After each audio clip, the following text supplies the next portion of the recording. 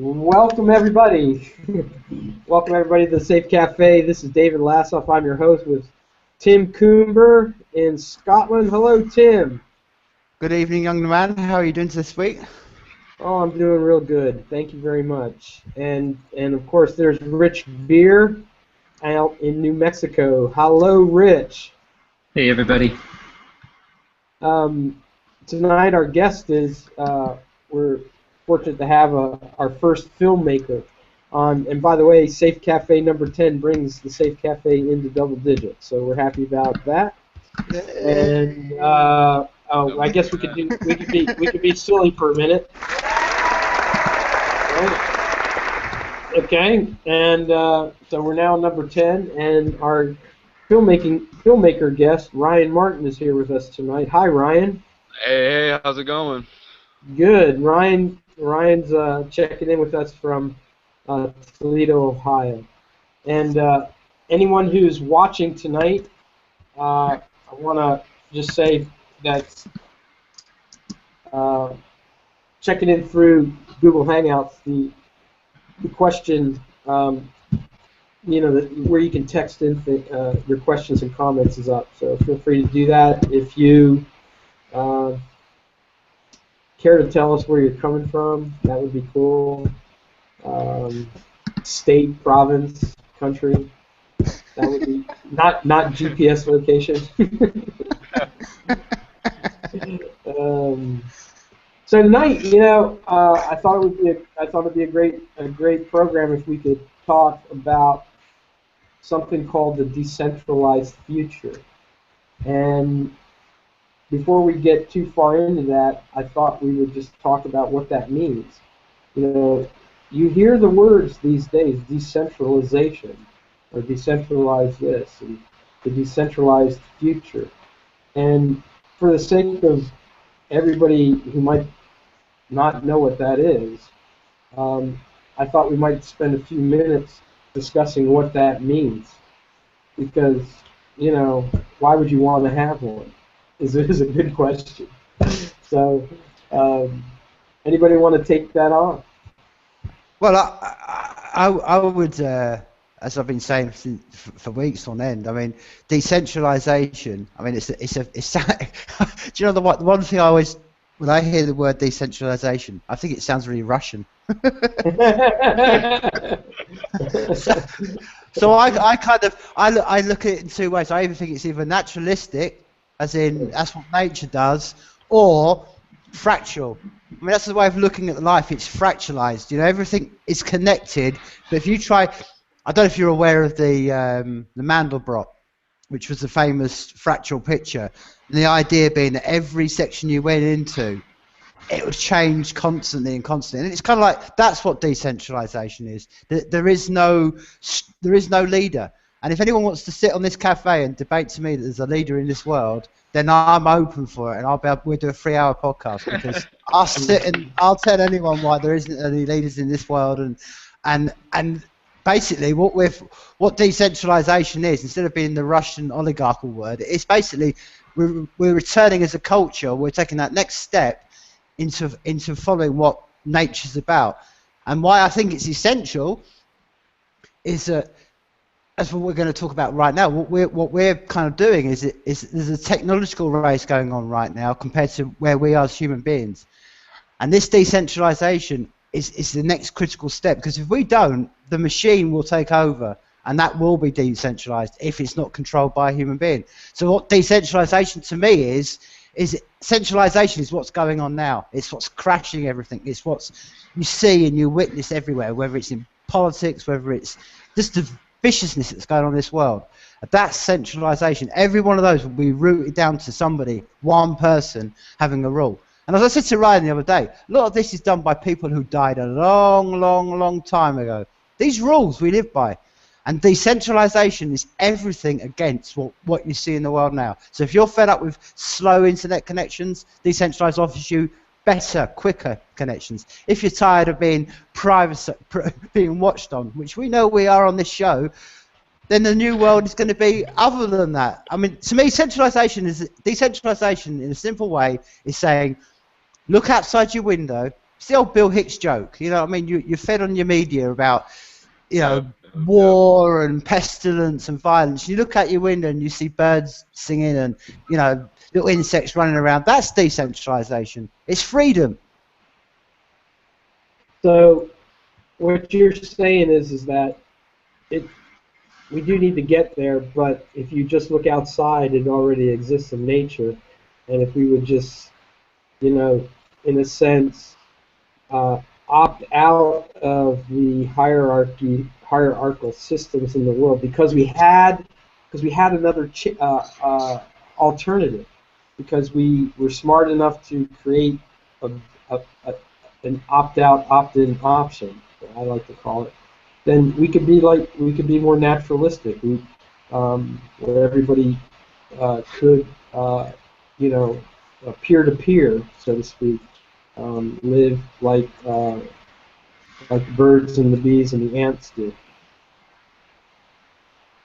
Well, even like you were just saying about, there being decentralization being a, sort of being against the hierarchy. When that comes into, every facet, especially being like a filmmaker, if you go to a movie theater and you see a rating on a movie that says R, they had to send that to some sort of faceless, and it literally is supposed to be a faceless hierarchy group that is determining, what is okay, what is, morally correct, what is right. And, if you really look at everything, that's really just kind of what that hierarchy is the centralization of somebody telling us that we aren't smart enough to control or make our own ideas or to control ourselves. And for me, that's what I see the decentralization as being, is something just very open and based on the very basics of grassroots humanism, and not this, pseudo politics where it's, trying to get something through is just a game, and anything you try to do in any facet, it's yeah, good things are happening. I like what you guys are doing. Well, we like it too, don't we, Tim? We wanted when we created the Safe Cafe, we wanted there to be a cool, kind of a cool place to hang out for folks to come and talk about, you know, how. I mean, it's about the safe network, and it's about made safe, and it's about killer apps that are being developed for that network, because this is the technological forefront, we believe, of the, use that Russian word again, the decentralization movement. The idea that uh, um, people might not like it that I think this way, but uh, you know I have to say that it's clear to me that even though Bitcoin was a very important, the blockchain was a very important evolution in where we're going, you know, that public ledger blockchain based technology, unfortunately, is is right now being co-opted by the roots and thugs of the world. It doesn't offer people privacy. It'll never offer people what they had hoped it would. Just like they hoped the internet would. Back when they started the internet, there were people, you could talk to some of the founders of the internet. They thought that that would solve a lot of the things with with the authoritarianism that's in the world, but it never did, and it never could, because who invented it? It was DARPA that invented the internet. So, Yeah, I was Dave, listening earlier today what? to a podcast with Andreas Antonopoulos. It was from yesterday's Let's Talk Bitcoin, and they were discussing some of the Bitcoin dark wallet, where the ways of being able to send your cryptocurrency and completely anonymously. And uh, one of those Bitcoin altcoins is called Monero, and it's a child of another altcoin that was created a couple years back. The point being is there's a lot of controversy right now about exactly who was behind these, dark coins, and are they really, anonymous? And I mean, some of the top cryptographers have come out and said yes, they're really good, but it's still there's this, a doubt. Is there a doubt? There's always going to be a doubt, because 99.9% of us don't understand how cryptography is developed and how it's written into code and so on. So there's still that trust issue.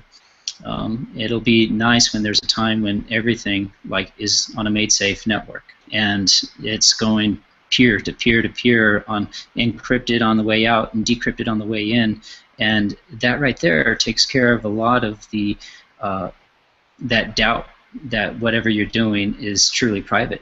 Being encrypted on the way in, being encrypted on the way out, and that's truly. Yeah, go ahead. No, I was saying it's much the same way as we use cash, as we use money. If I was to hand you a $10 note, you don't know where that $10 note's come from, nor do I, and then you'll pass it on. And that's what I love about what we're constructing. Is it's almost like the same as cash. We like the anonymity of cash. We like the fact that it's handed across. Whereas I've always been like you, the Bitcoin one is public ledger. And sometimes you want privacy, and this is what I think we're opening up the world of in N99, and what MadeSafe are doing is they're opening up the idea of it kind of like a faceless cash.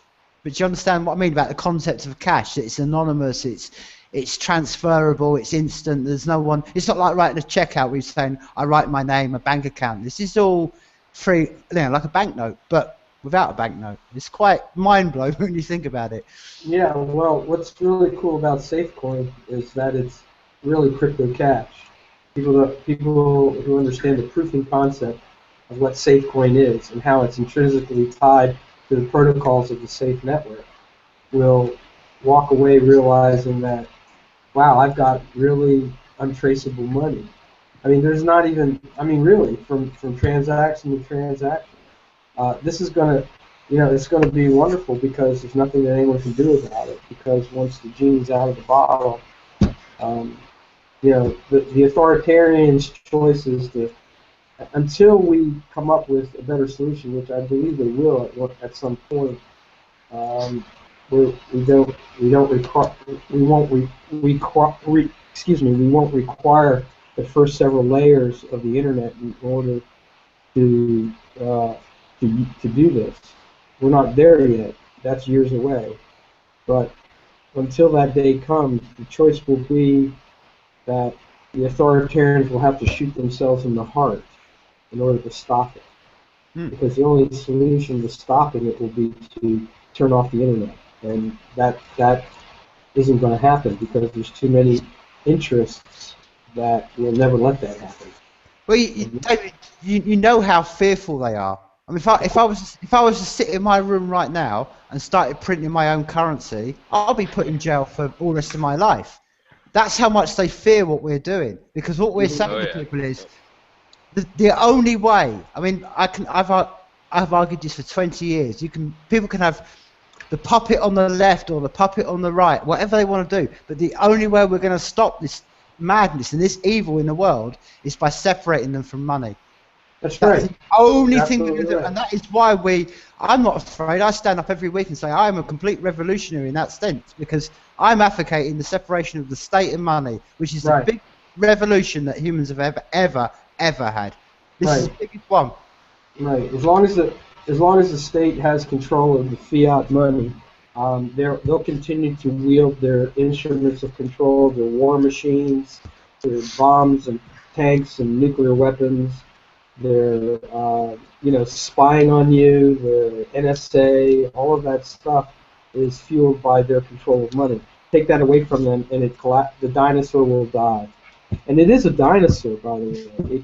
It's unsustainable. It's eating up its own environment. And the only problem is, as I see it, is that the rising generation has been absolutely propagandized by it all, to the point where I noticed this in the youth, I should say, Listen, I'm not down on the youth. I think the millennials are going to be an amazing generation of people that because they see through the farce of what their parents left them in the way of dysfunctional institutions, whether that's marriage, religion, government, whatever you want to say. It was all dysfunctional stuff, and that's what they inherited. They learned early on they better depend on themselves. So entrepreneurship is in their social networking. It's in their genes. They know how to survive. And they're going to do fine. But the problem is they have grown up in a world without privacy, and I'm not sure that many of them have much expectation to have privacy. And I think it is a matter of not sending them off to re-education camps, but you know, because that's totalitarian. Who wants to do that? Um, but giving them the notion that you realize that you that it's not a it may be subversive to the state, but just look inside yourself.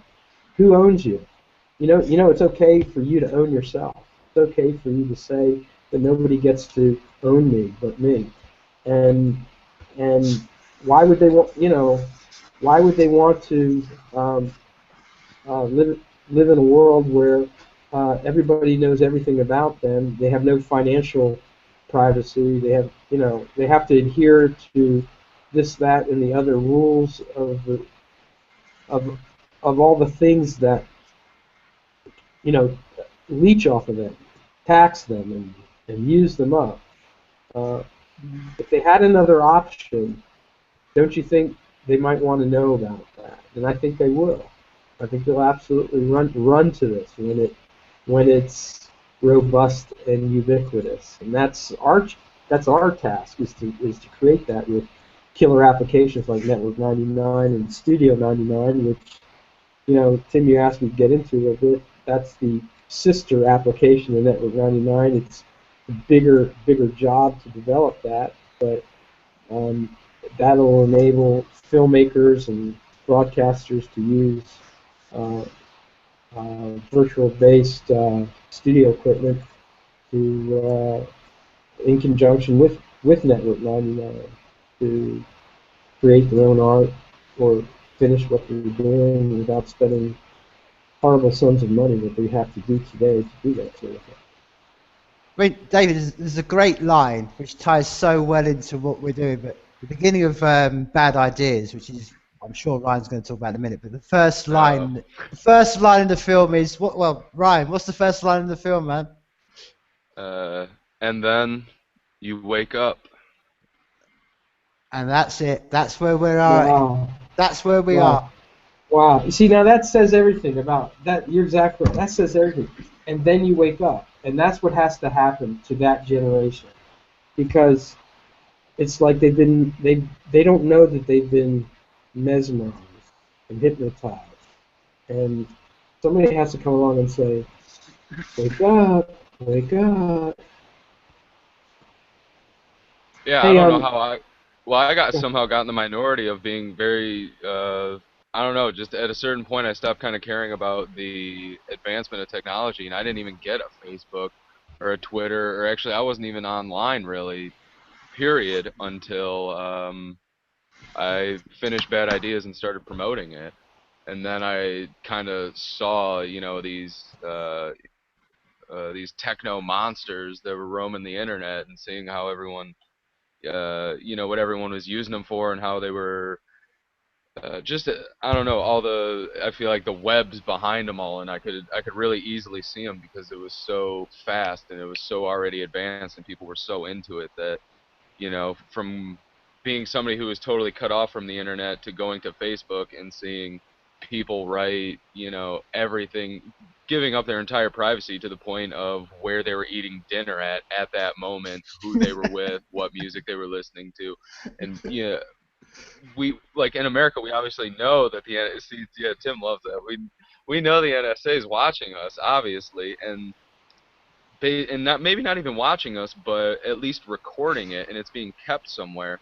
And literally, if the hierarchy at that point wants to, they can go back, replay all these, and that they don't have to put a chip inside of you because you're voluntarily giving everything inside of you to the internet and posting it all out there free. And it was, I mean, I had heard about it. I didn't really know what to expect when I got on it, but man, when I saw it, it was like just a rush and a flood of information of, people's daily lives. And you might not even know them, and if you're friends on Facebook, you'll know them, really, really quickly. And that's, like you said, yeah, just the whole privacy, and teenagers and people need, not teenagers, but everyone just kind of need to wake up to that. Is, yeah, hopefully soon, sooner the better.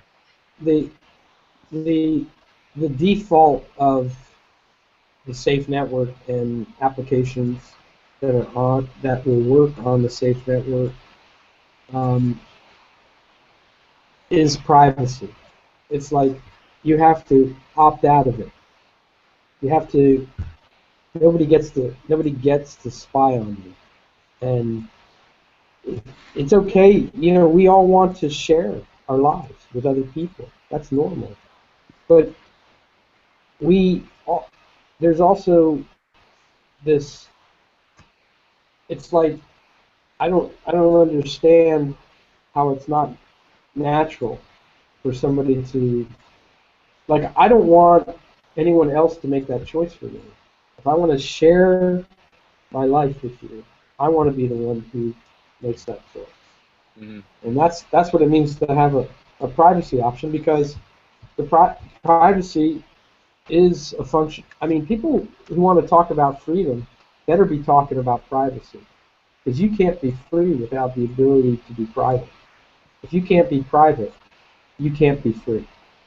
And right now, we don't live in a world that's free because people's privacy has been raped from them. And the rising generation has grown up in a privacy-less world. But by definition, it's not a free world. It's the world that powerful elites want to give, or people who are not so powerful have, without realizing it, being asleep, have cooperated with those powerful interests to um, give up your give up any. It's not like you're giving up your privacy, because you don't even have it.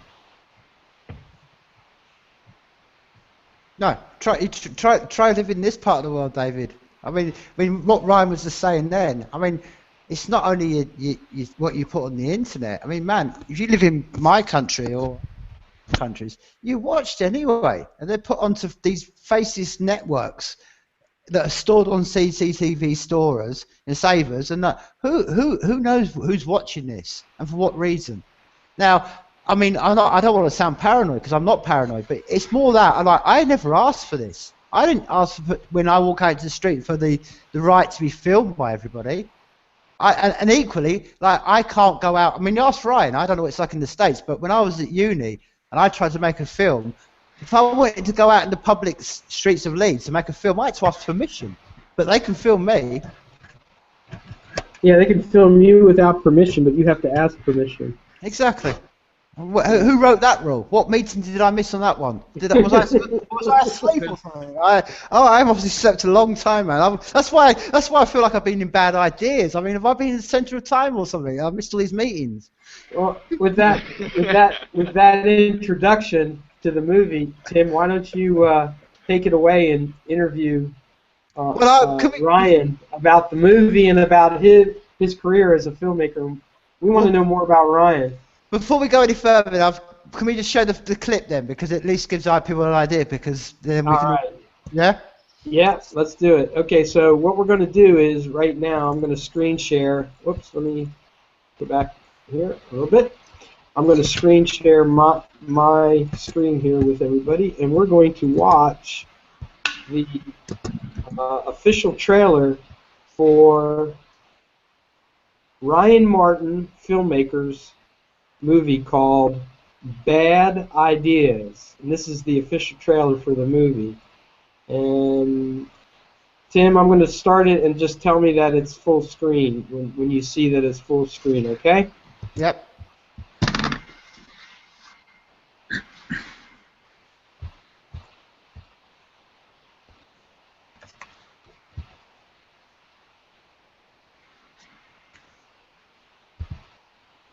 Nope.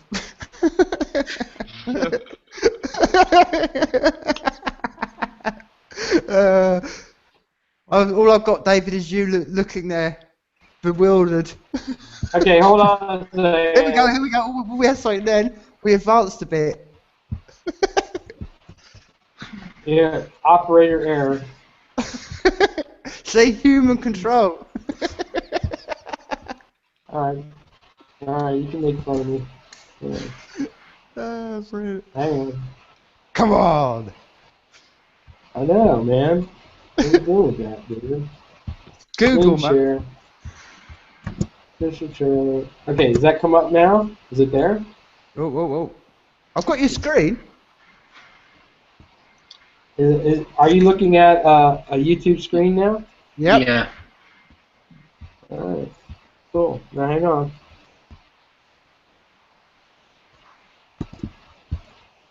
Start it all over.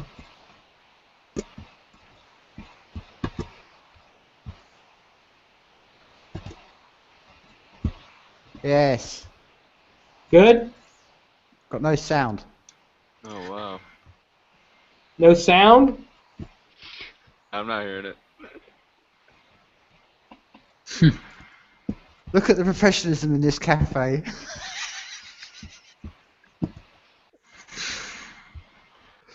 This is how rock and roll works.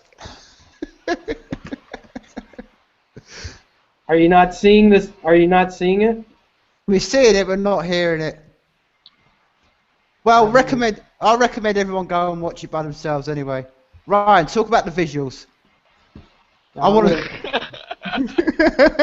That's right. Sometimes the best would just be commentary. Only problem is when he talks, the screen will disappear and it'll be a little tiny screen. That about fits with the movie. Tim, that wasn't even a question. Talk about the visuals.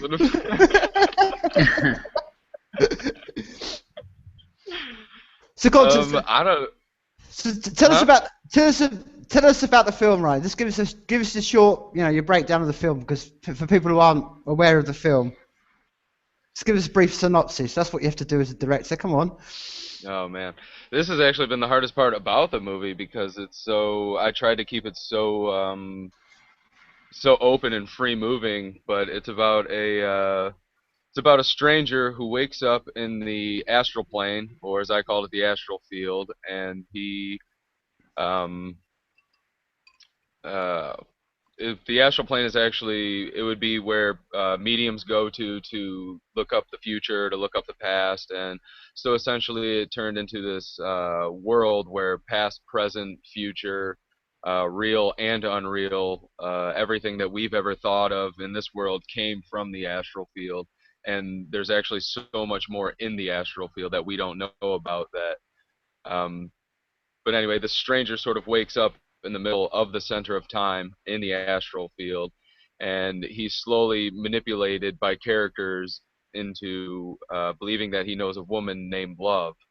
And he chases her, tries to find her throughout the astral field, and meanwhile he's just being manipulated by people who want this sort of apocalyptic and mysterious power that just lives inside of him, and he doesn't know who he is or what he's doing, and it just unfolds into a hilarious philosophical, visual nightmare, I thought. Now I watched this film for the first time 2 days ago, and I'll tell you right now, Ryan, I watched it all the way to the end, I put it all the way back on the beginning and watched it right again then, twice over that night, and I watched it again on the second night. This film, I'm telling you, man, do you reminded me so much of, I was talking to David. I was talking to David about this film, and it's ironic really that it worked out this week, but it reminded me of Metropolis. I don't know if you've seen Metropolis as from the 20s. I don't know if you're aware of I that. am so inspired by Metropolis. Well, well, I mean, Oh yeah. when I saw it, I thought you've done what he. I'm Metropolis is like.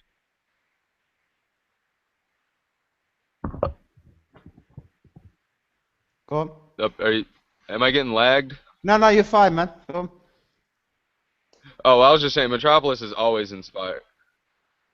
Well, Metropolis has always inspired me. It was one of I don't know, one of those first movies that just kind of blew me away. And I actually just read the original book that Taya von Harbu wrote in like 1927. And as far as science fiction goes, it's still just mind blowing. And yeah, I mean, I visually, I think I was inspired by Metropolis, not so much the storyline, but actually things since then have I've really taken a big inspiration from Metropolis and just how they thought the future world was going to be and how we're not quite there, but it looks like we're working on it. I mean, I mean, without giving your or divulge as much as you want to. I mean, how did you? Some of the visual effects. I mean, I want people to go out and watch this film because I was expecting one thing. To be honest with you, I was expecting one thing, and what I saw was completely blew my mind because the visual effects in this film are beyond anything I've ever seen in my life, my friend. I mean, how did you? Some of the visual scenes. I mean, was that all? Because it looks really expensive now. I know from talking to you as we have done that I know you didn't have the biggest budget in the world for this. I mean, was these effects? I mean, I don't want to sort of like tell me how you did them, but is this stuff that's available right now? Is this where technology's got to that you can do this almost from your home computer?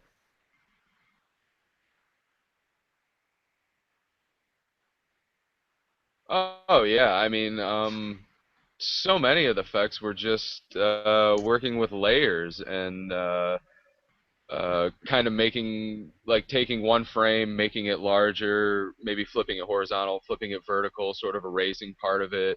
When you get into the real, in doing it, it almost became like I was graphic designing, some of these scenes just using footage that I had already had. And like I had told you in our one conversation, I studied so many techniques of filmmaking, and a lot of them aren't really used anymore. They're not really employed. They just go straight to the CGI. Well, I didn't. I went in with no experience. I went in with no schooling. I went in with no, mentor or teacher, or anyone to show me any of these programs or how to do anything. So I kind of had to figure everything out on my own. And in doing that, I knew I couldn't um, it's not that I couldn't trust myself, but I didn't think that, starting out, I would be able to create these grand, amazing, sort of special effects that are sort of coming out right now.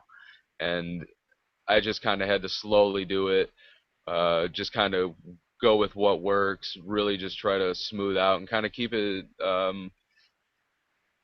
mean, I'm sure you saw it and you could say, like, a lot of visual effects are all over the place, but I did kind of keep it minimalist as far as actual effects going on in the movie.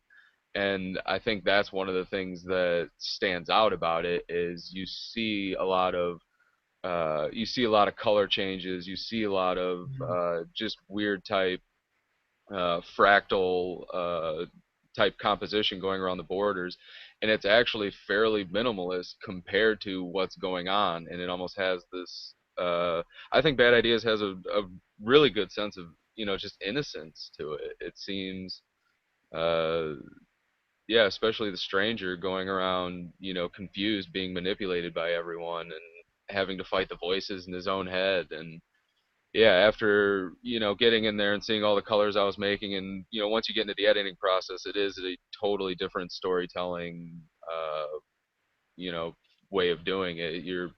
The world really opens up if you have the footage and you can just go into the editing, and yeah, once you do that, it's just yeah, it's all open, and I kind of just went with what felt right. A lot of the color schemes and stuff like that just sort of meshed in there and really went well, and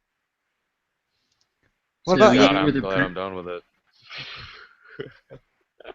producer, director, and editor. and music composer, and I acted in Wow, several different impressive. roles. I Can was I, telling Tim I would do. There were many nights where I was shooting by myself, shots of myself, and having set up the microphone, set up the. We actually rigged a old plastic tripod with a pool skimmer on the top, and we took off the net, and we ended up having our boom mic from a pool skimming pole. So it could extend super long, and I could actually connect it to a tripod. So if nobody was there, I could just set up everything by myself and literally just shoot by myself. So I really got into it, obviously. How long did this project take you?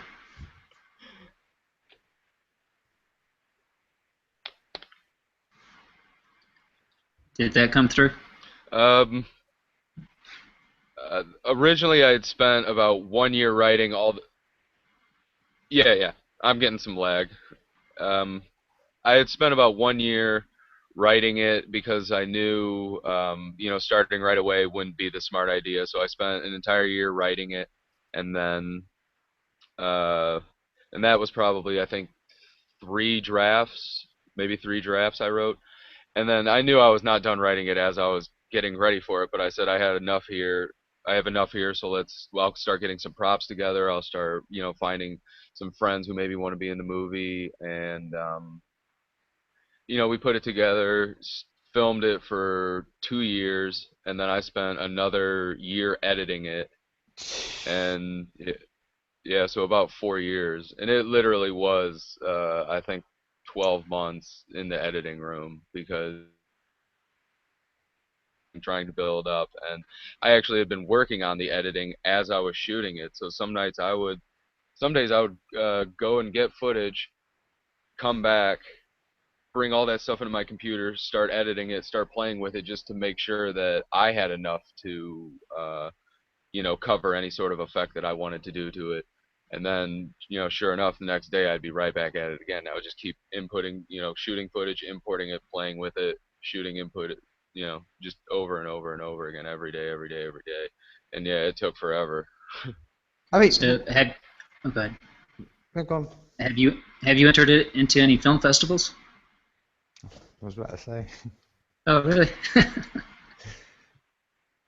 Oh yeah, I've I've submitted to.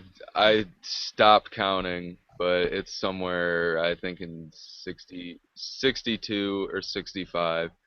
It's terrible to think about that, but yeah, 62 or 65, and that's anywhere from 35 to 65 bucks a pop.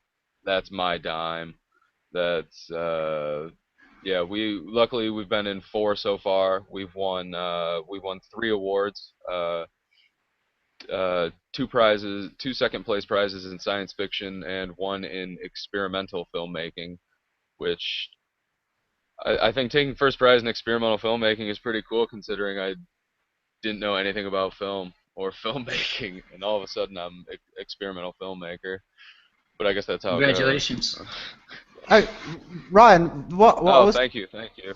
Ryan, what I was going to ask you was after the some of the visuals you got in, like the Alchemist. I mean, was that a concept in your head, or had that come from anywhere? I mean, I know all creative processes come from other, collaboration. When none of us are original, we all know that. But I mean, I love the idea because it reminded me a lot when I saw it of, like, we've talked about it. It reminded me of the demons, the mask and the Oh kind of yeah, enclosed yeah. feel.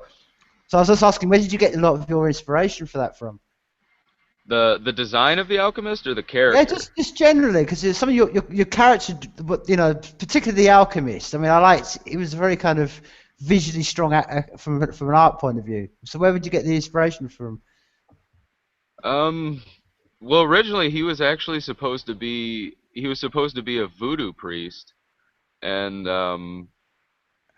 he wasn't. I'm sure, as you saw in the movie, he was as far as like hierarchy of characters, his power level was like he was, one of the higher ups in the movie. And in the original script, the voodoo priest wasn't supposed to be that higher up. He was only supposed to be sort of like hired muscle.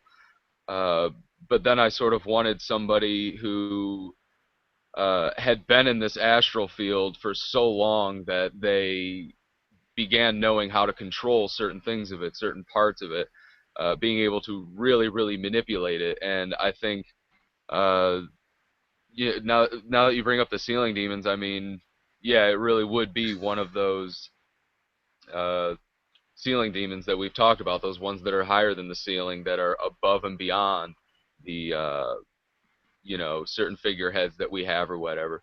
And that was what the alchemist was supposed to be. And he was supposed to be this guy who's been trapped in the astral field so long that he doesn't have a necessarily a face or human-like features. He just wears clothes and he's completely covered, and you don't know who he is or see who he is. But at the same time, he's behind the scenes. He's controlling. He's manipulating just as much as everybody else is, even if he is, presenting himself as a pawn. And yeah, like I said, bad ideas it's a philosophical nightmare, but at the same time, I think a lot of philosophy is a nightmare, and to I think to a lot of people it is. Like right away, one of the things when me and you started talking, like I said, we went 6.5, 7 hours. We didn't even touch on basics. I think we just went right into it, and if we were at a bar, I can't even imagine, the looks of people's faces that we would have been getting. But that, as I said to you that night, that's exactly why, and I'm sure that Rich and David both agree with me. That's what we're trying to create with what we're doing, because I really think that one of the strongest things of what we're aiming, we're all part of what we're doing now, is this connection between people.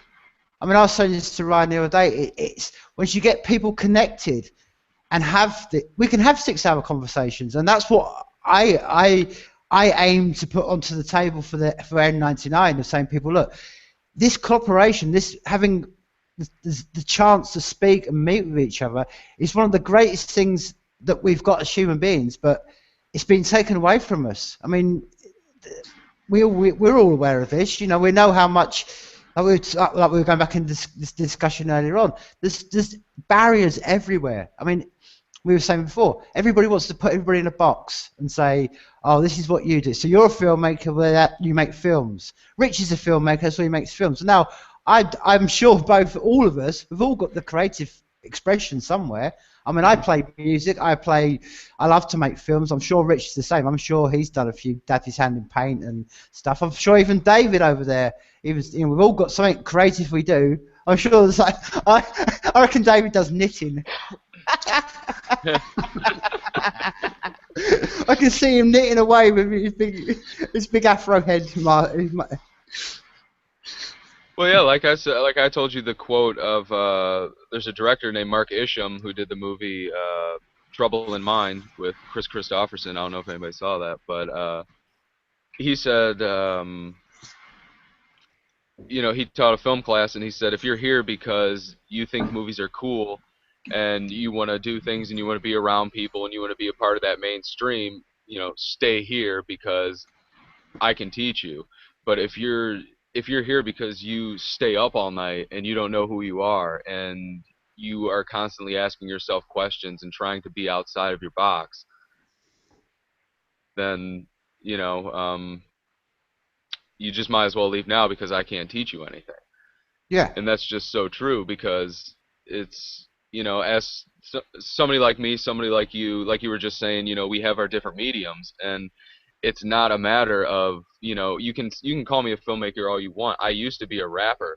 I used to write a lot. I still write a lot. I still rap a lot, but I went into making this movie and I became a filmmaker because what I was doing before wasn't saying exactly what I wanted it to. And when I got into the movie, then it really, said what I wanted to. After I got done as I was doing the movie, I ended up writing 4 other scripts. And writing in general just became really easy, and punching out ideas just became super, super easy. And so after getting, the movie done and doing the promotion for it, I ended up writing a mini graphic novel that I'm actually trying to do an audiobook for. And getting back into rapping and trying to do a full album and trying to really go into crossover genres. And I got into graphic design and did that art slash poetry thing on my WordPress, which I ended up doing, over 100 different graphic designs that I would do like 2 a week. And I had never done anything like that before, but that's just something that you have to say something. You feel the need to express it in a certain way, and I have my ways, you have your ways, everyone has their own ways. And yeah, I think the ones that really go out and do it are, the ones that we should call the artists, the ones that need to think, need to search, need to keep growing, need to keep building and moving forward. And a lot of the times, especially in this mainstream, and what I told you about, how indie film and a lot of independents, they claim this community, and it couldn't, to me, it couldn't be farther from the truth, because it seems like everybody has their own little independent film production company. And while I'm okay with that and everything, all they'll have, even their logos will be modeled after mainstream production companies, and they're trying to produce mainstream movies at a lower budget. And to me, it's not a lot of it. I don't like to pass judgment on other people's work, but it's hard to be in that crowd of people when there's a lot of people that are doing it for, to be cool, to have fun, to make money. And then there's a whole other different crowd of people that are just trying to say something and want to be, just want to talk to people about stuff. Well, I mean, David's mentioned. I mean, David, you said before you used to be kind of like have a bit of a touch with Hollywood. How many filmmakers have got independent films that have never been seen by anybody? I mean, you were saying that before. David, your mic's not on. Can't hear a word you're saying. Can't hear a word you're saying. It's your mic. That's good, because I thought that was me. No, it's David. A show without David. But Rich, you're the same as well. You must know plenty of people that make. How many films? I mean, how many films have you been involved with, Rich?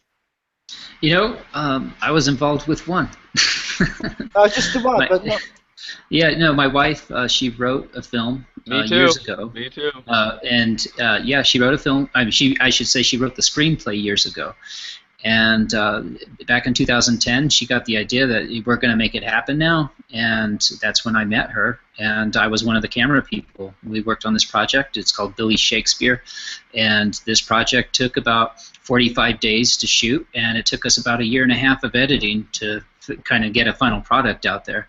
So I totally relate to what Ryan's gone through in his process. However, I think he's gone way beyond my skill set when it comes to graphic art and After Effects or whatever you happen to use. I was trying to watch it last night. Unfortunately, I wasn't able to download it properly, so I'm going to try it again today. I can't wait to watch it now. So yeah, I relate to this process and what he's gone through. Well, you were mentioning before is it SAG, the union? I mean, all the problems you have just trying to put an independent film out. Yeah, it's a low-budget filmmaker is going to have serious issues trying to jump through all the hoops of the SAG contracts and the way they have things set up. So, really, this new medium, the fact that everybody's able to produce something now, quality is everything. Content is everything. If you have a story, and there's plenty of people out there that can be taught to act pretty well. Yeah. As Ryan was saying earlier, yeah, it is a dream of a lot of actors to say, yeah, I'm SAG certified, and yeah, I can work on your big budget film.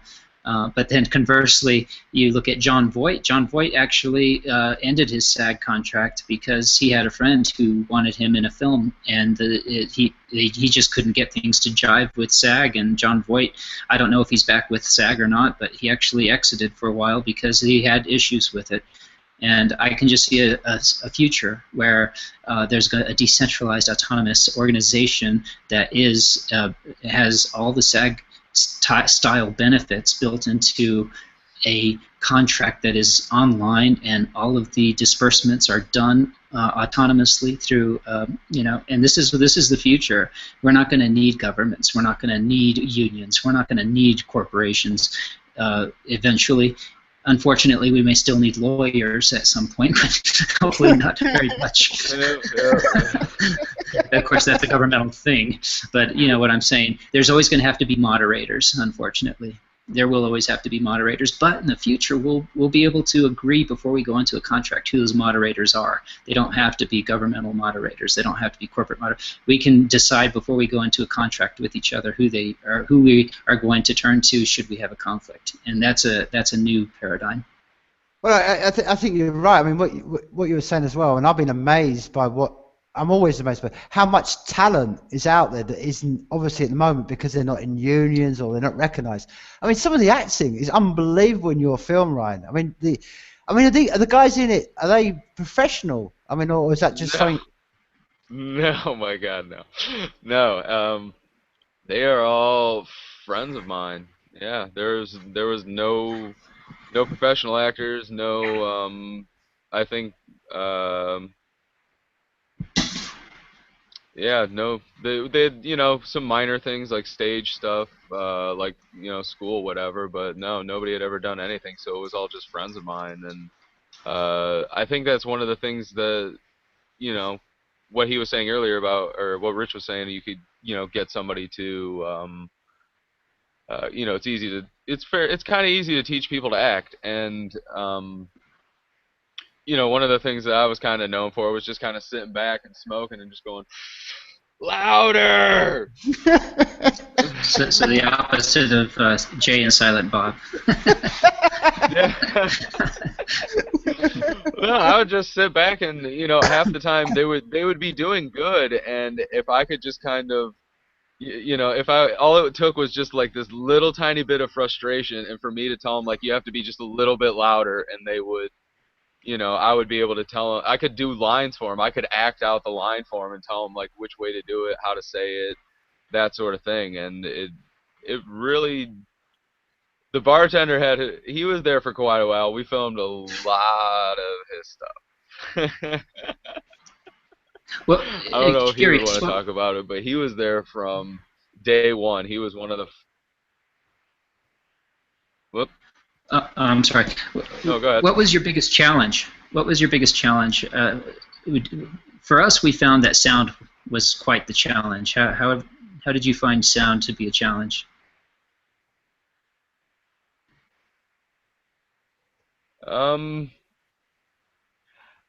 It depends specifically on what sound you're talking about. I don't know if, I'm sure Tim probably didn't even notice it, but there were a lot of overdubs, and there was a lot of going back and redoing audio and matching the audio to the video that I had to go back and do. And this was, I can't even tell you how many there were. Probably at least, probably at least 50, 60, 70 audio dubs of just one line, trying to get it to fit to somebody's mouth, that sort of thing. Audio is a big deal. It's an extremely big deal to me. In the editing process, it was a real pain.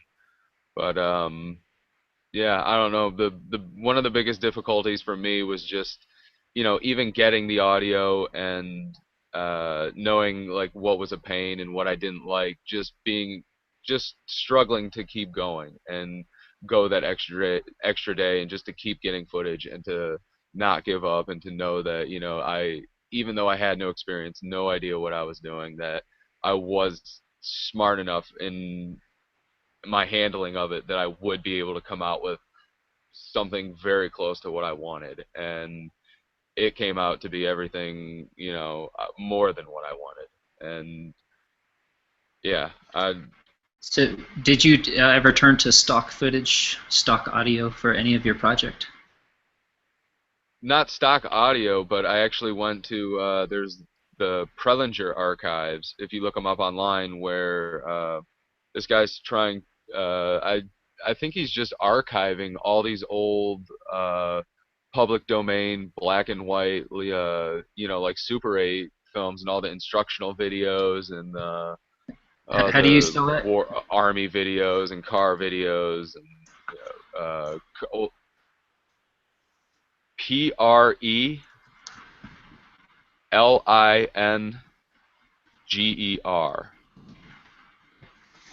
Sounds like a great resource. the Prelinger Archives.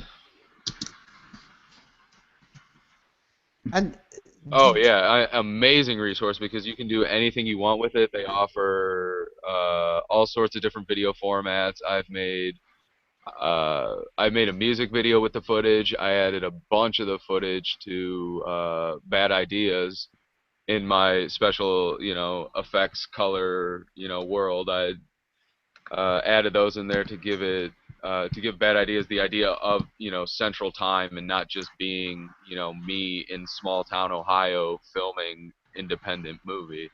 And I think it made the movie so much better. And yeah, just one of those things of experimenting and trying something and saying, yeah, you know what, I think it might work. So let's see. and are the songs in the film, are they all original songs? I mean, are they were they Oh yeah, written? Were they written for the movie? Is what I'm trying to say, or are they songs that are, the guy has anyway, or are they particular for the movie? Are you talking about the my songs or You know, like the? the one he plays on the guitar, for instance. Was that written particularly for the movie, or was that just a tune that had been, like you? Okay, yeah. There were two guys. There was the one with the ukulele on the beach, who was my friend's, one of my producers, his uncle, and I think we just showed up. I think we just showed up that day, and I'd never heard that song, and I think he played it once, and he said he had written it for the movie because I had said like, yeah, we want you to be in the movie. Probably gonna have you play like, he had a bunch of homemade instruments, so we were like, yeah, we're gonna have you play some of your homemade instruments, and yeah, he just pulled out his ukulele and was like, well, I wrote this song, kind of based around what you'd given me. And so he just started playing the song and singing it to me. And me being me, I was just like, well, why would I not put that in my movie? Like, let's go ahead and do that. Because, I want to it's a hear you very rap to a ukulele. mainstream thing now to not have like a full song in a movie, And I'm just like, well, that's ridiculous. I'm gonna have it in there. I'm gonna do something with it, and yeah. No, there's no rapping. There's a lot of the hip hop lyricism though, like did go into a lot of my dialogue and the way I was writing it and the way I wanted things to be timed. And but yeah, even my friend Scott who played, I had known him for years and he had always been an amazing drummer and he just picked up the acoustic one day and really studied it and became amazing at it and loved the blues. And I told him I wanted him to play this blind blues musician, and I kind of wrote some lyrics out, and I was like, yeah, here, if you can make this into a song, a little ditty, go for it. And next thing you know, he's just playing all this different blues, doing everything he can, and that's really what I wanted when I'm behind the camera. I'm not playing the guitar. I'm not singing and playing ukulele. Like that's, I'm there to film you and make that, look as best as I can. And yeah, it's all going in the movie So as much what as I kind can of put in camera there. did you use?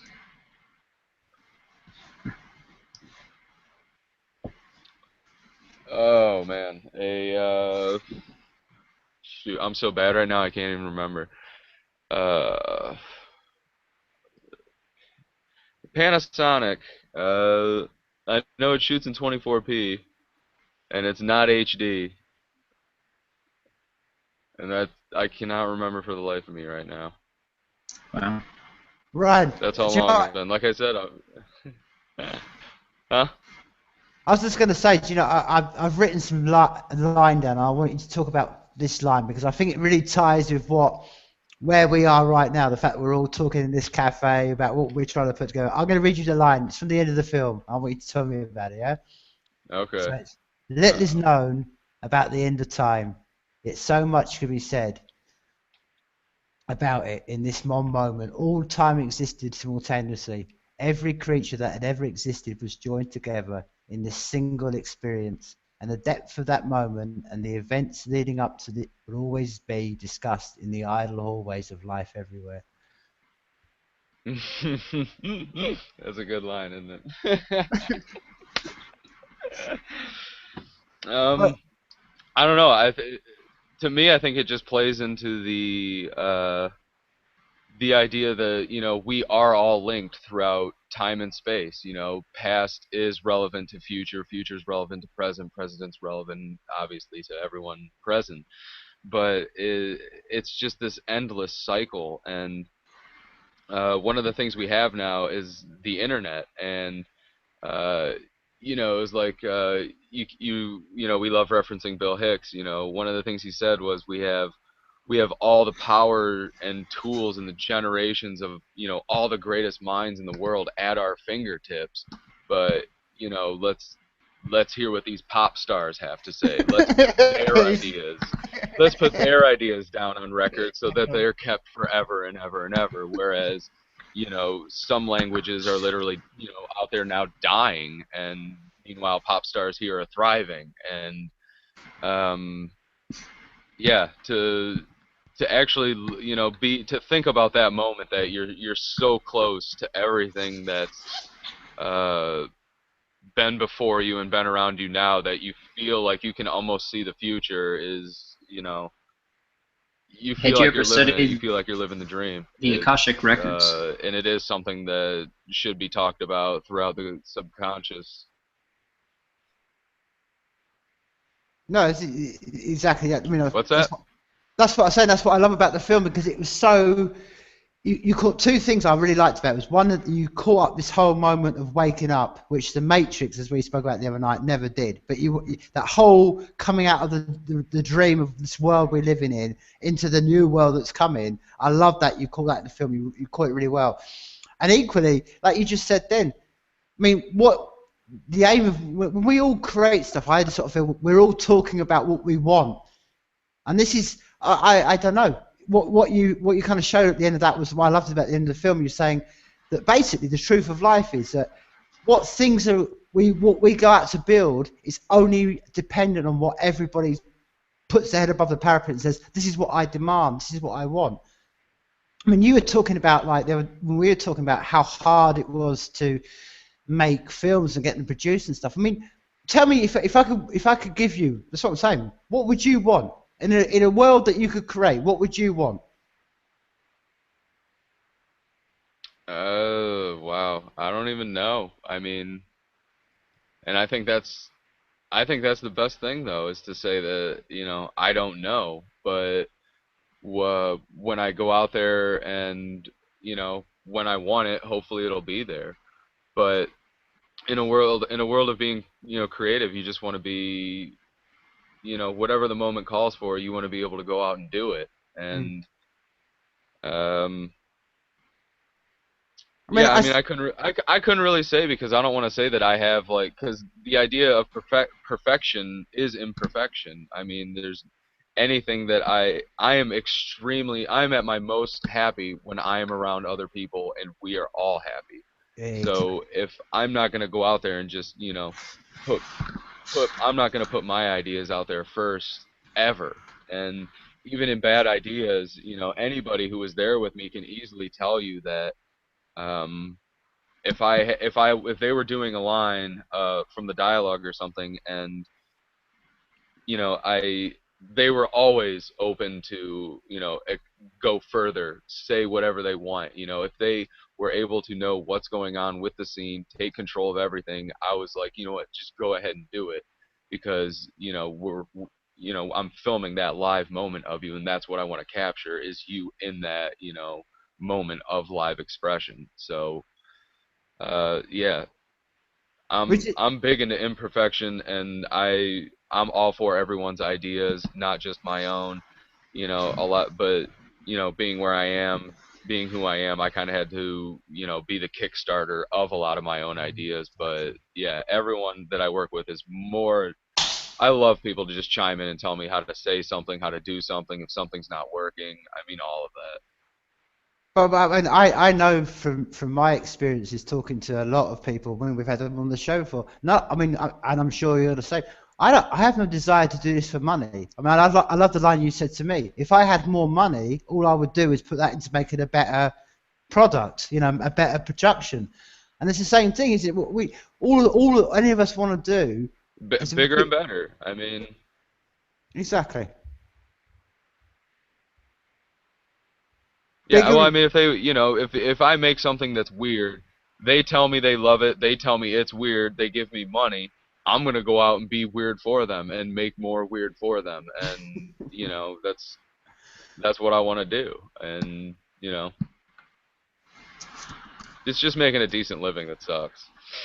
Yeah, exactly. And that, I mean, that's what I've been saying for, you know, it's amazing how many people keep, even in the Safe Cafe, been saying, we all we want is just not to be, we want the choice to be creative. That's all we want. We don't, you know, we don't want to be suffering in crappy jobs and working in shitty, you know, hours and stuff. We just want the ability to be creative. I mean, I'm sure that's what we all feel. I'm no different from any other person. You're creative. I'm sure that's what you want. If I said to you, can you be creative, or could you go and work in a shitty job? You would say to me, can I just be creative? Can I just give me the time to do what I want to do? I don't want money. I don't particularly want to be rich. Although there's nothing wrong with that, but that's not your driving process, is it? Your driving process is for freedom, is to express yourself, which is not being offered in the world we live in now, no? Oh no, and then, I think some people, get it confused with, you know, thinking that being creative sometimes isn't a crap job. You putting in those hours, putting in the anguish, the anxiety, the frustration. You might show them one thing, but it took you 30 different things just to get to that one. Yeah, And exactly. yeah, and like you were saying about the ceiling demons art, you'd spend, I'll let you tell it, but yeah, it's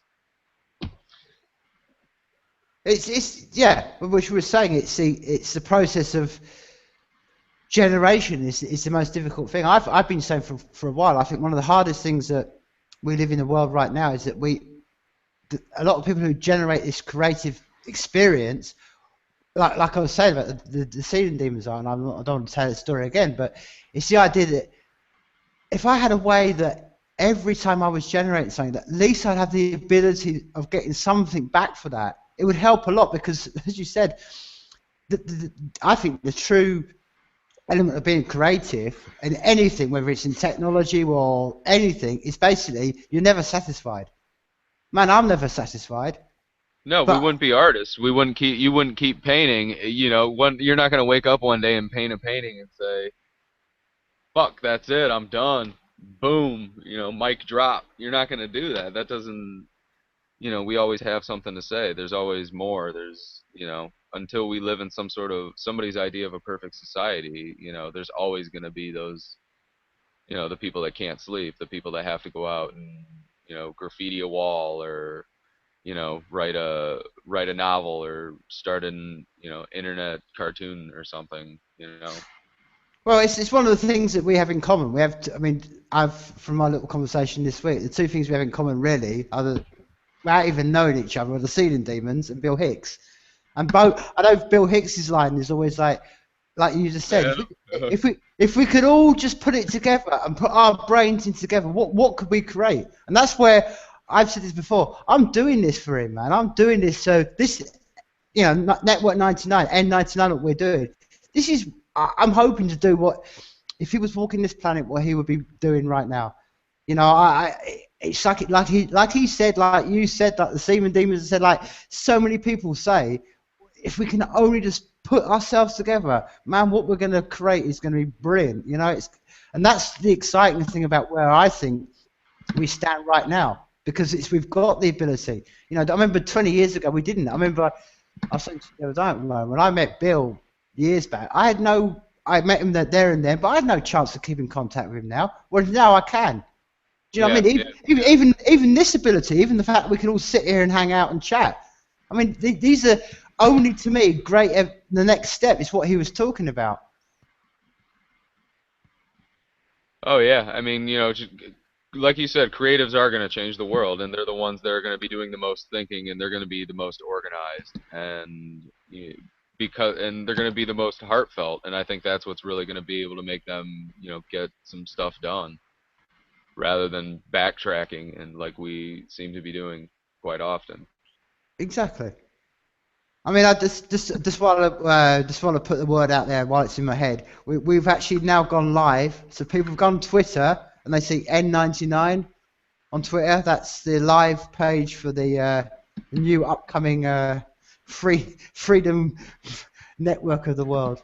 So just be if you're on it now, you can say in 20 years' time I was in the first 100 people to sign up. Because I tell you what, in 20 years' time, those first 100 people are going to be heroes. So get yourself on the list of the first 100 people. What a plug that was!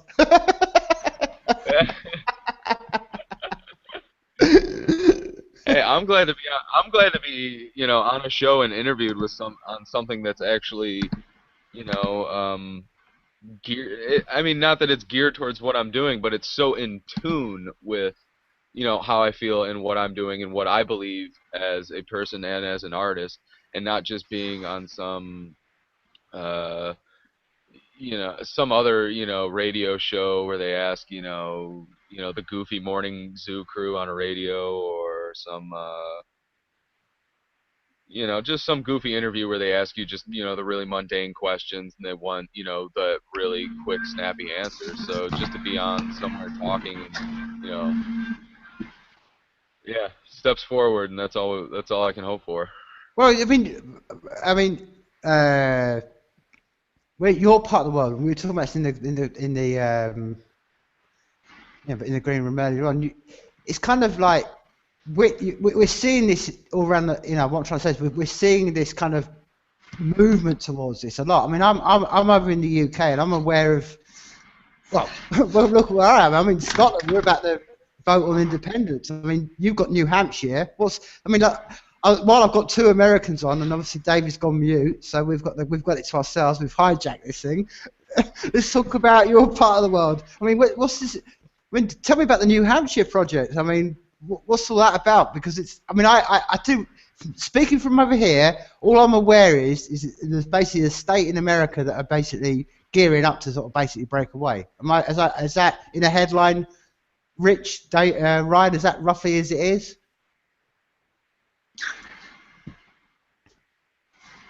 I'll let Ryan answer that. I was gonna say I'll let you answer that, because it seems like we have. God, I can't. Every time there's anytime there's some sort of scuffle, there's a state's always trying to leave. I think Texas just tried leaving not that long ago, if I'm not mistaken. What's I can't speak on New Hampshire. I don't want to speak. Yeah, I don't know that much about the New Hampshire Free State Project, other than I think the goal was to get 20,000 people signed up to move there over the next several years, and they've actually reached a considerable part of their goal as far as getting people to move there. And the idea is once they have a critical mass, then they would be able to basically co-opt the political system there. And right now, as it stands, they are monitoring the political situation there so closely that if you do anything that's out of step with liberty, the ideas of liberty, you get put on a list right away. And it really, because of this, and because everybody's so active, it's really changing things there. Where if you're a politician, you really almost have to appeal to the sensibilities of those liberty precepts, and if you get out of step with that too much, they'll be all over it. So I really love what they're doing there, and unfortunately you can't really. They picked New Hampshire precisely because they didn't have to get that many people to move there in order to have an influence. It was either New Hampshire or Montana. You couldn't do that in California or any of these other huge states. It would have just, you'd be a drop in a bucket of whatever that statism is going on there. Oh, okay. And I mean, how aware of you two in the States of what's going on in Scotland? I mean, is it making much traction? I actually thought I'm not really aware of what's going on in Scotland. I just heard, I was listening to Adam Kokesh today on his podcast. I don't know if you ever listen to Adam Kokesh, but he wrote a book called Freedom recently, and he's a lot of fun to listen to. And this podcast I was listening to, I think, came out yesterday, and he mentioned that the referendum is being voted on the 18th of this month, and I thought it had already gone through and perhaps failed, and I had always been meant to ask you, Tim, hey, what's your idea on this and how it's going forward, but I never got around to it. I'm glad to know that, as you said earlier, it's for the first time in a long time, or for the first time, there's actually one of the polls says that there's a majority of people in favor of separating. And what I do understand, though, is if separation occurs, the people who are pushing for separation are actually in favor of keeping the pound as the currency, from what I understand, which I thought was interesting. It makes sense. Well, it does. That's basically the crux of the argument over here. You've got one side putting the usual fear of, oh, if you leave the British pound, you're all going to sink. and I've been saying to everybody I've met, of like, if you only knew the solution was in your own country, that you're not going to need their because basically, as we all know, I'm not preaching to anybody here. Money is just like ash; it disappears in your hand. So it's kind of like trying to stand up the British pound as the saviour of Scotland is a bit of a joke, really, especially when it was the Scots who invented it. I mean, that's the hilarious thing, because it was Adam Smith was the one that came up with this whole idea in the first place. The Scots were the first one with banks, and were the first with the insurance. I don't know. I mean, I think what you're starting to see, and I think the interesting thing about what's going to happen, and I'm not making any viewpoint either way, but I was saying to David and to Ryan the other day that it's going to be the fundamental change if it does, because it's the end of the Union Jack, or it's the end of the empire officially, because that Union Jack is we Brits have pinned that Union Jack all around the world. You go to Australia, Union Jack; all over the Caribbean, Union Jack. That could be about to disappear. Fundamentally, quite a big change, really. But I mean, I think the danger with all this separation is that I think one of the dangers that people have is it feeds nationalism. And that, as I said to people, I said, there's no borders. When you drive from England to Scotland, there's no borders. There's only a little line that says, oh, that's Scotland, that's England. Because basically, as you know, they're all just handmade lines just drawn on a map. Do you know? I mean, it's funny over here, because I was talking to a guy in a taxi the other day, and he was saying to me that he actually got a map out, and he actually saw how big geographically Scotland was, actually geographically, compared to what the map they put on the weather. Because it looks like a little, like Scotland's this tiny little head of the great big fat body of England, but in reality, but then all maps are drawn like that. I mean, that's part of the whole world. If you ever see Africa in relation on a map compared to what it's like in real life, or South America, it's amazing. I mean, China and Russia can fit into Africa. You look on a map and you see if that's true. The other thing I was going to mention was seeing that we have to be here because it's our mutual love for the demons, man. We have to have a little sort of conversation, because I didn't realise until I spoke to Ryan this week. We had no connection at all, but what connected me and Ryan was the Ceiling Demons and our love of their music. And I think it's a really great thing, really. Kind of sums up what we're saying, that the more that people can connect with each other, you'll find out how much people are inspired by these little seeds that we sow all the time. Oh yeah, they yeah, what I tell you, I found them right when I got like Facebook and Twitter and had to start promoting bad ideas. They came out with their first music video for Lord I Must Be Strong, and right away it was everything I wanted to say when I was a rapper, and they said it in exactly the way that I wanted to say it, and it was mind-blowing to see them doing it. And it and they were promoting and coming out just as I was, and all I really wanted to do was help them and push them as much as I could, because it just felt like they felt like me. They felt like brothers to me, just for how honest they were and how open they were.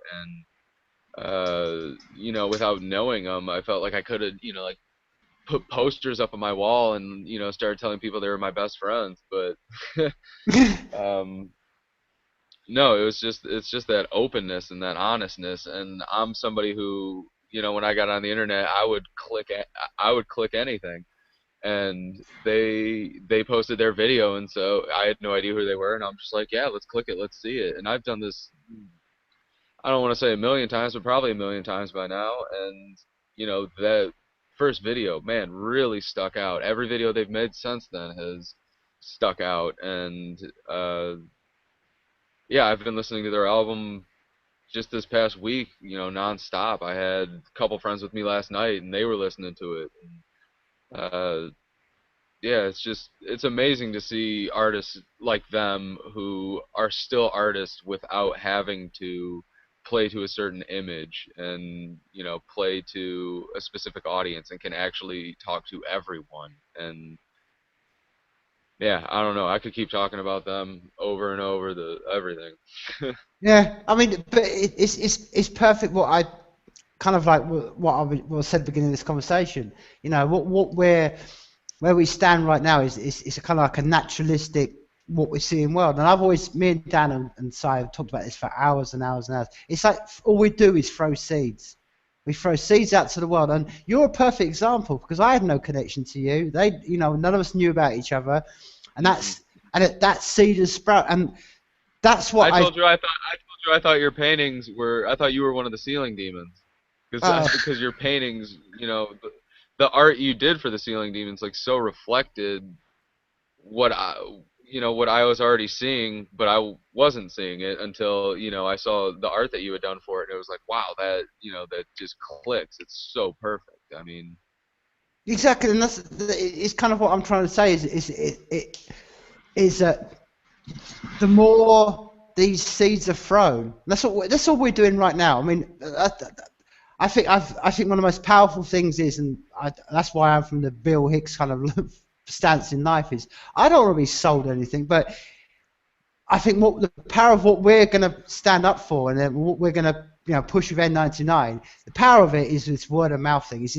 I keep saying it over and over again, because I'm not trying to sell you a product. You're not trying to sell, none of us are trying to sell anyone anything, but it's this word of mouth ability that I think is the greatest thing about what we're doing in N99. Look who's on board with this so far. We've had Emil's Transmission. We've got Ceiling Demons. We've got Ryan Martin. We've got Fold. Well, check out Fold, people, because that's another great band that are coming on this edition in 2 weeks' time. Another great band. And the more and more and more of these people are going to come across. And not because there's some mad Twitter campaign or there's any Facebook campaign or because I'm selling a product. What's going to spread this is people, as Ryan said, man, and then you wake up. And then you tell people about I've woken up, and you tell them about the world. Because how can you go back to sleep after you've seen the free world? Yep. And like I told you about, what was it I told you the other day about how, when you really get into like the art and the films and the music that I do, you find that there really are names and individuals behind it, and it's those real people that are making the real things out there. And like you were saying about spreading the seeds and getting out there, I think it's not just trying to reach a production company or a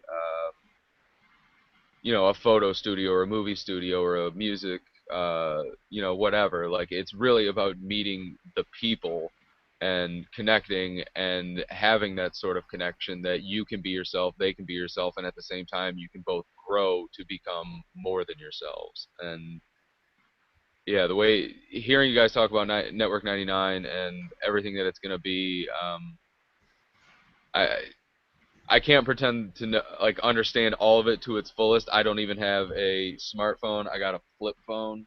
This is an LG from, I got this before I made the movie, so it's been probably 8 years now that I've had the same phone. Like, I try to keep as unconnected as I try to keep as unconnected as possible. Yeah, it's a whole nother world, and it can be used for good and bad, and it is what it is. But it is individuals and getting out there and trying to meet those people. And I think a lot of really good artists and really good individuals are sort of downtrodden by the, sort of prestige that is behind YouTube views and Facebook likes and Twitter followers and Tumblr and Flickr and all that. And You know, as we all know, you can buy all that stuff now, and I think a lot of them have turned away from things like Twitter and the internet in general, just because it didn't seem real enough to them. And you know, seeing this network, seeing you guys, it is real. There is something out there, and it's a great thing. Exactly. There's a, that's the point. And I've said this week after week is there's a new world coming. There's a new world being built. And I say to everybody else, go and gain the knowledge yourself. Seriously, go and find out as much knowledge about as much as you can about the new world being. Oh, exactly. And don't rely, exactly like you said, don't rely on my word or what you're saying. That's the message of everything in life is knowledge. Get as much knowledge as you can about as much as you can. Go to places, go on YouTube, go to websites, check out as much as you can. There's a couple of things because I want to, before we finish, we're just wrapping up time. One, Sealing Demons are playing Rossendale on the 28th, and they're playing at 1:30 a.m. 1:30 a.m. 1:30 p.m. Yeah, they should be playing at 1:30 a.m. That's just my mind. That's when they should be playing. The other one I was going to say, Ryan, where can people get? I mean, I know you've got your trailer, but if someone says to me, or I've been asked, where can they, where can they get hold of it? What can they do? I mean, for people in America, your part of the world, is it being shown anywhere? Have you got anything coming up? No, there's also, like he was saying about unions and or the Screen Actors Guild. You know, film festivals. You know, they have their stipulations too. A lot of them, you know, if I premiered the movie, then automatically I'm cut from, you know, even uh, submitting to some of these film festivals just because I've showed my movie already. And so right now I don't even have, you know, I'm still doing the festival run as much as I can, so I don't have, you know, even a movie to present to people. I only have the trailer, and um, I don't know. I think that might be coming to an end pretty quick though, and I'm gonna be looking into some sort of distribution, possibly hard copies. Definitely gonna have like some sort of online streaming going on. Um, I don't know. If you can always find me at I got my list of websites here because I got a lot of them. Badideasmovie.com, or I have my WordPress has art and poetry, and there's a graphic novel on there and a bunch of other stuff. That's ryanwmartin.wordpress.com. I have about, I think, like 5 hours of music, 5.5 hours of music on my Bandcamp website, which is the number one deadbeat.bandcamp.com. I'm on Twitter at Bad Ideas Movie. I'm at Facebook.com/BadIdeasMovie. Um, I also do some writing on a UK science fiction and gaming website called redthirst.co.uk under the category of Bad Ideas Films. I did some movie reviews. Had a mini blog about some of the ideas I had for Bad Ideas and how that came to fruition. And yeah, Right. What I'll I do. don't know, a lot of websites. I'll put, well, two things. Firstly, on that, number one, I'll put all Ryan's stuff for all those people listening. I'm going to put up on the new N999 site, which is on the bottom of my page. So all your information will go up on that, which is, I'm going to say the same. We're saying all the bands and everything that comes on here. We'll put all that going to be filtered through there. And exactly what you're just saying, Ryan, is exactly what we've been I've been saying for ages. That's one of the things that I'm trying to create in this new world is that I'm fed up having a Twitter page, a YouTube page, a Google Plus page, everything. I want it all under one Oh my God, roof. yeah. Because I mean, man, how sick does it make you feel? Like I've got to remember 5 passwords. It's ridiculous. It's silly, and you know what I mean. So Well, go on. even on Facebook, if you pay to advertise or to boost a post now, the way their algorithm works, you know, I mean, number one, you're already paying to boost a post on a page that people have already said that they liked. I mean, where is the sense in that? What? So, you know, luckily I got on when I got my Facebook page. It was right towards, you know, this whole downfall of Facebook likes, because they're with like farms and buying likes and buying posts and all that stuff. Like, there's a video on YouTube called Facebook Fraud, and if anybody pays for something on YouTube, I would highly suggest watching that video. It'll explain to you, the algorithm of Facebook and how your posts aren't really reaching, your potential audience at all, and Facebook just keeps asking you to pay to advertise, and yeah, it's a nightmare, and I'm glad I got into it before I put too much money into it. I like what Tim was saying the other day.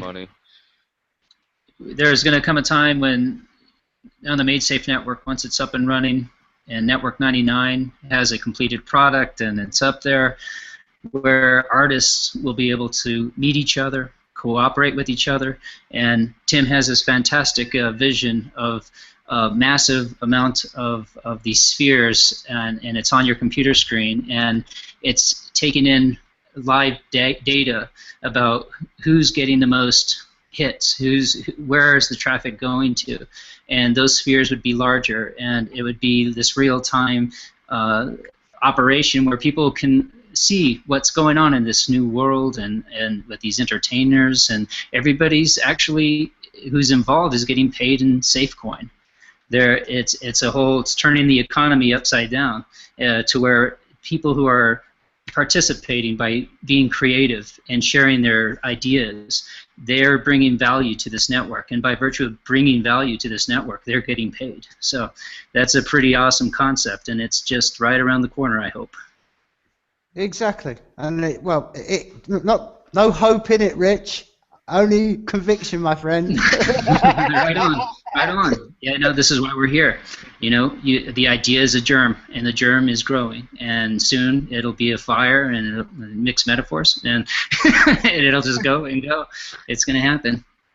Well, just to let you know, next week we're going to have Ada on, who did the Avatar. So that's going to be really interesting. Next Sunday's Safe Cafe. That was a very cool Avatar. Yeah, and the other thing I just want to say to you, Ryan, while you're here, a couple of weeks' time on, we've got the Demons coming on, so feel free to drop in, man, because I know we could all, be a good conversation. So I'll keep everyone posted. Love to talk to the Demons. That'd be pretty awesome. Right, well, we're 2 minutes over time. We've lost the voice from Israel, so we have to wrap up.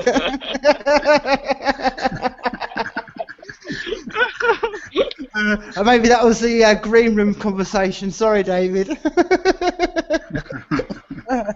But anyway, so from Rich in America, South America, say goodbye, Rich.